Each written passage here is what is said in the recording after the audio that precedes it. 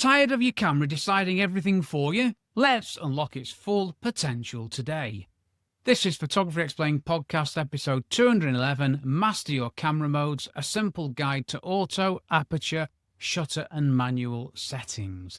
Ever wonder why your camera sometimes nails the shot in auto, yet other times your brilliant photographic idea falls flat?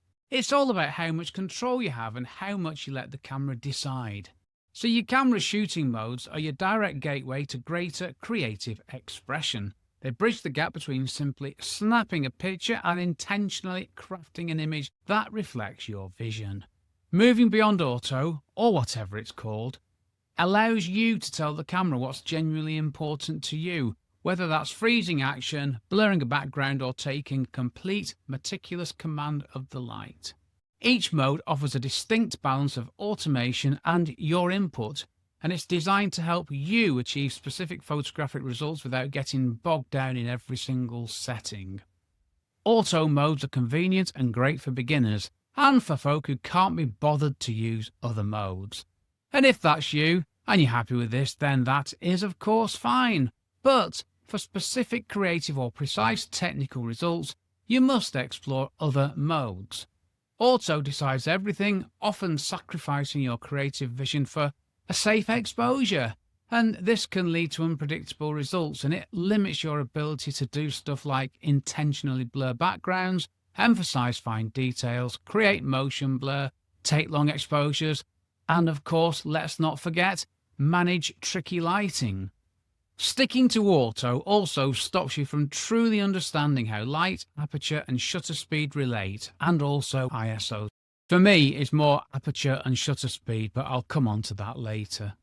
Understanding these modes means you can stop guessing and start creating with purpose, which will result in you creating better photos and also more consistent photos. And this is the first time I started to get consistency when I used one of these modes.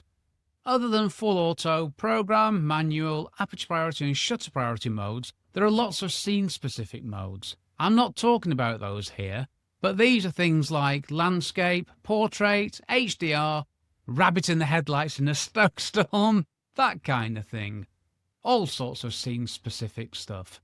And I'm not talking about these for one reason and one reason only. And it is this: I've not used any of those modes in decades, if ever. I know that sounded a bit dramatic, didn't it? Right, so that was the longer than ever introductory bit. Hi and welcome to the Photography Explained podcast, and a very good morning, good afternoon or good evening to you wherever you are in this world of ours. I'm your host Rick, and in each episode I try to explain one photographic thing to you in plain English in less than 27 minutes-ish without the irrelevant details, and I'll try for less than 27 minutes-ish this episode. I need to try harder after the last one, don't I?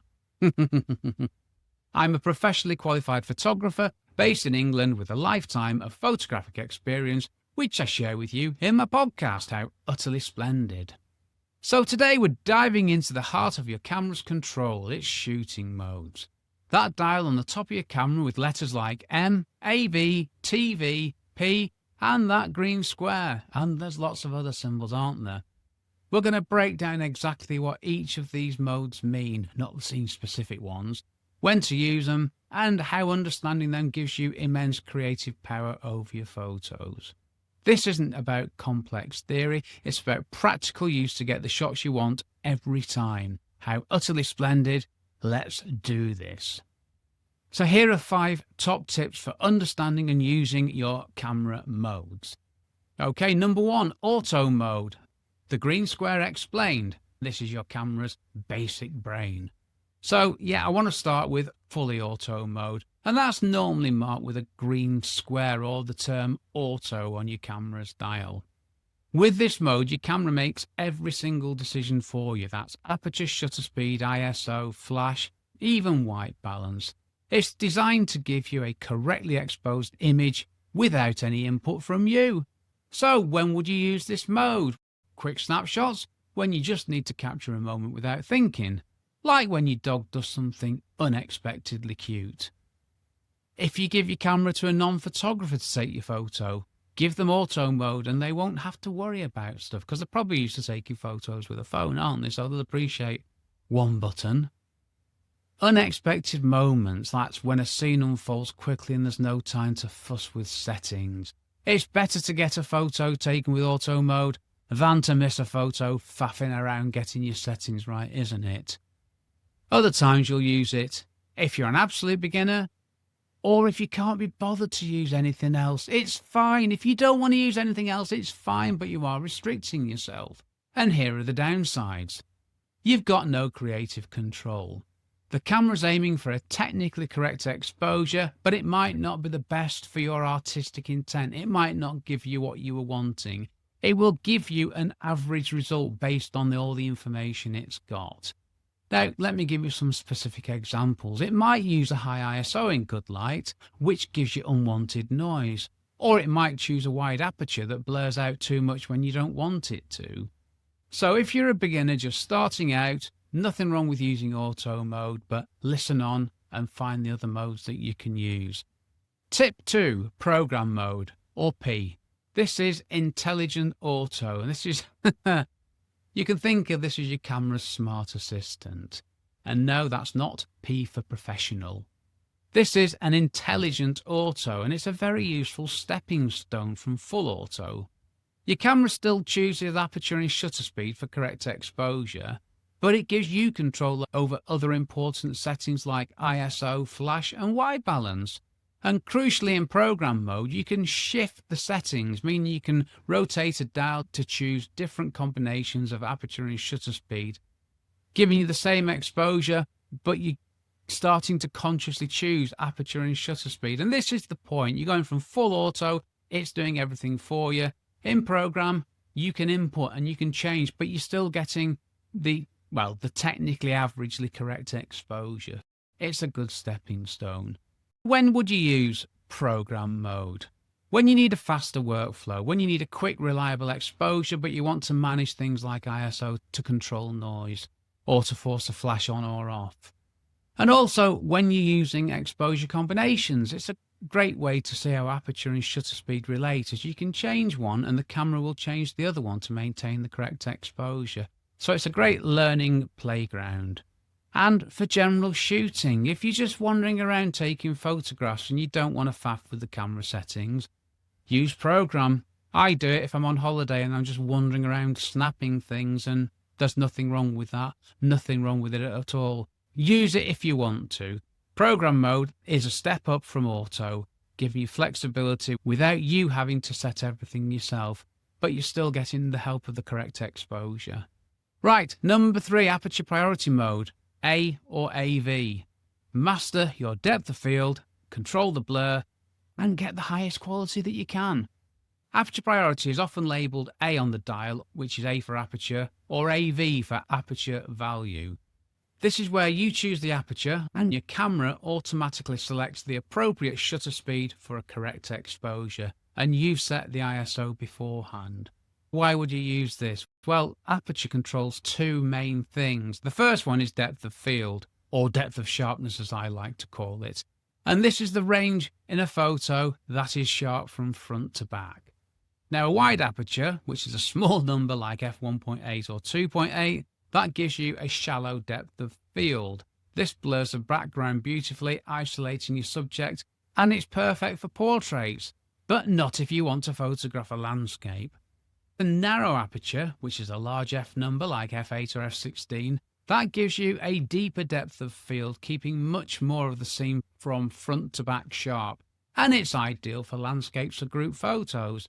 But you might not want that when you're taking a photograph of somebody, because everything's in focus. You blur the background when you're photographing somebody, they're more prominent. It depends what your subject matter is and how you want the photo to look. So aperture also controls light. A wider aperture lets in more light, which is incredibly useful in low light conditions where you don't want to increase your ISO too much, which you shouldn't do, but you need to do the balance with depth of field and also your shutter speed, don't you? So it takes some thinking about. And there's the other matter of the sweet spot on a lens, the aperture which gives you the highest quality image capture with the minimum of optical errors. Every lens has optical errors, it's just the fact. The most expensive lens in the world will have a sharper bit than the other bits. On my lenses, f8 is my sweet spot, so that's what I use. So that's why I use AV mode, because it works for me. More on that in a bit. When to use AV mode. Portraits to blur backgrounds and make your subject pop, incredibly effective. Landscapes to ensure everything from a foreground flower to a distant mountain is sharp, or anything else obviously. In low light to open up the lens and gather as much light as possible. And for architectural photography, I like what I do. Yep, AV is a fantastic mode for creative control over focus and background blur and image quality. Okay, number 4, shutter priority mode, S or TV. This is where you can control the motion, you can freeze it, you can blur it, or anything in between. Shutter priority is usually marked S for shutter, or TV for time value, and that's on Canon cameras. Why time value? Why not S for shutter? Come on, Canon. In this mode, you choose the shutter speed and your camera automatically selects the appropriate aperture for a correct exposure. And again, you've already set the ISO, so you're in charge. So why shutter speed mode? Well, the shutter speed primarily controls one thing, which is motion. A fast shutter speed, such as 1/500th of a second or 1/1000th of a second, this will freeze action. Think sports, people running, birds in flight, that kind of thing. Anything moving fast. And faster shutter speeds are great for ensuring sharp handheld shots when you're worried about camera shake. Slower shutter speeds, such as 1/30th of a second, 1 second, 2 seconds, 4, 8, 12, 16, 46, 89, whatever you want, they can blur motion. And you can use this creatively to get things like silky smooth waterfalls, dramatic light trails from car headlights, or convey movement in an action shot. My favourite's moving water. I love to flatten a sea. I love that effect. I'm not one for the car headlights thing. I used to do it. Not anymore. Maybe I should. Oh, I don't know. Oh, shut up, Rick. Move on. Right, when to use it. Sorry about that. Sports and action to perfectly freeze fast-moving subjects. Anything with water in it, waterfalls, rivers, anything to create smooth, ethereal, misty-looking, moving water. You can also use it with night photography to capture the streaks of car lights or the movements of stars, stuff like that. Not something that I've done, I have to say. And of course, handheld in tricky light to ensure you've got a fast enough shutter speed to avoid your own camera shake. And that might mean sacrificing some depth of field.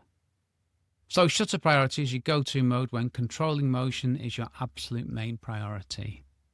Number 5, manual mode, M, the ultimate control. Yes, manual mode where you take full command. Manual mode is marked with an M. I don't think it's called anything other than M on any camera system, which has to be a good thing, doesn't it? And this is where you take complete control over your exposure. You set the aperture, the shutter speed, and the ISO. Your camera's built-in light meter will give you a reading, which is usually a scale in the viewfinder and on the LCD screen, which will help you to achieve a correct exposure, but it won't change the exposure. If your meter's saying you're 3 stops overexposed, that's what you're going to get. Yeah, your camera settings are what you get. So if your settings are way out, your photo will be. Yes, it really is down to you. So in aperture priority mode and shutter priority mode, you're setting the aperture, or the shutter, and the camera's setting the other one to give you the correct exposure. In manual, it's not. You're telling the camera what to do, and the results are exactly what you tell it to do, so you must remember that. When would you use manual mode?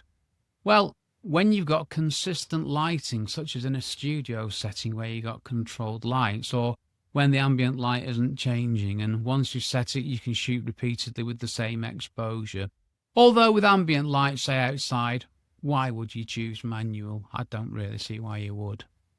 When you would, for me, complex lighting, when the camera's automatic meter might be fooled, such as shooting a bright white subject on snow or a very dark subject, where the camera might try to make it a middle grey, because when the camera meters, it's doing an averaging function, and averaging might not work. Sometimes you've got to take over, and you'll only know that when you've taken a photo.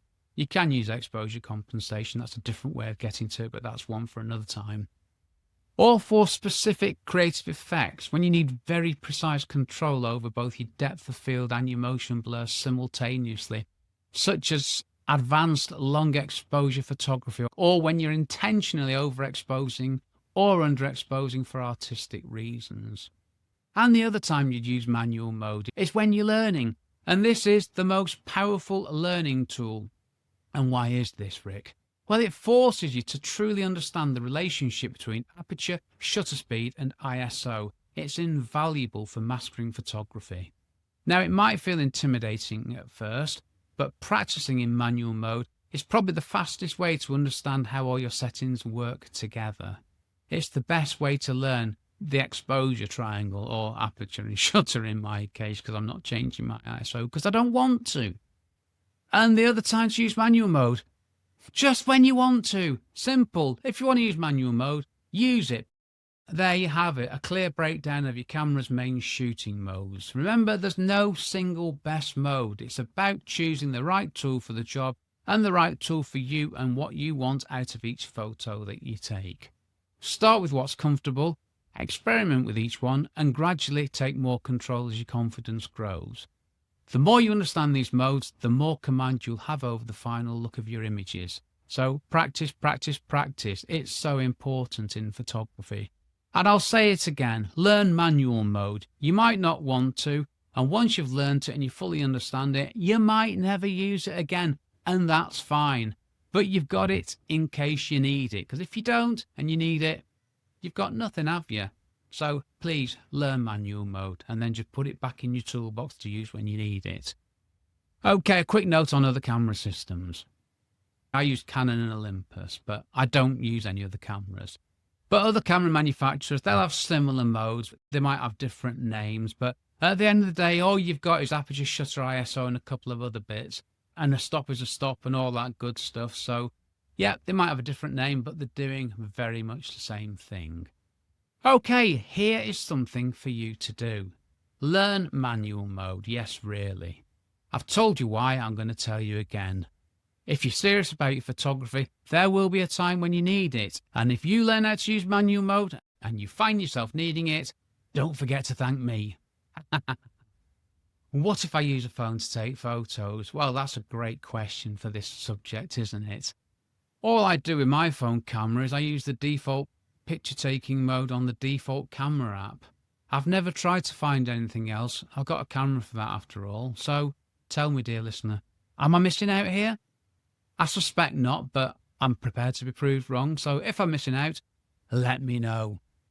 Okay, what do I do? Well, I'm a professional architectural and real estate photographer, and I take all my photos with my camera on a tripod. Image quality, sharpness, and the right depth of sharpness are my priorities, so I use AV mode or Aperture Priority mode. I don't really care what the shutter speed is, as what I'm photographing is not moving. Well, the building, so you'd hope not. And I use the lowest ISO, which is 100, and that is the ISO that my camera was designed to be used with. Every time you change the ISO, what you're doing is digitally amplifying the signal, and I don't want to do that unless I have to. I use P when I can't be bothered doing anything else, which is when I'm wandering around aimlessly and can't be bothered thinking about camera settings. This is never on a commercial shoot, mind. Important I say that. No, it's when I've got free time to play, or I'm on holiday and I'm carefree and I just want to lift my camera and take a photo of something because it looks interesting.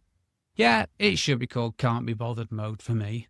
And I use shutter priority mode when I need to, but that isn't often. And I use manual mode when I need to, or want to, which isn't often either. No, my approach boils down to meticulous control of everything, and let me just explain that. AV mode, so I set the aperture for the maximum sharpness, the lens's sweet spot, often f8.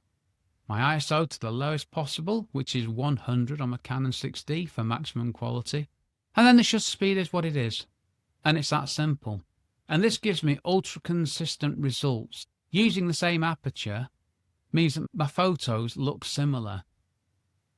Using the same mode, all the settings, it gives me consistency across images, which is very, very important to me. Other things related, precision focusing. I manually select my focus point for every shot, ensuring critical sharpness on the most important elements of the scene. And I use back button focus, which separates focus from exposure and taking the photo. For vibration elimination, I always use the built-in self-timer, which is either 2 or 10-second delay, and that avoids any subtle vibrations caused by touching the camera. And I pick the right lens for the job, which 95 times out of 100 is my Canon 17 to 40mm lens.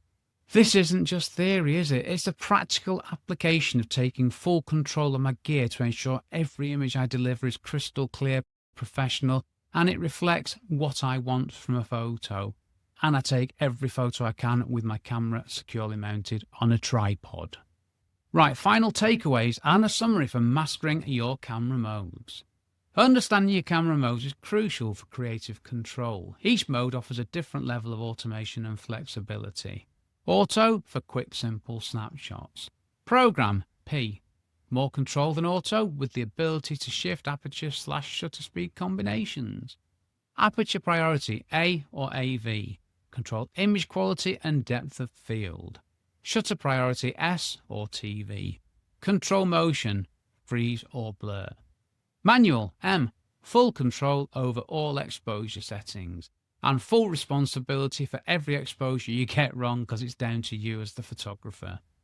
So experiment with each mode. Practice makes perfect. And do this and you will transform your photographic technique, and you will soon be delivering professional results and capturing your vision every time.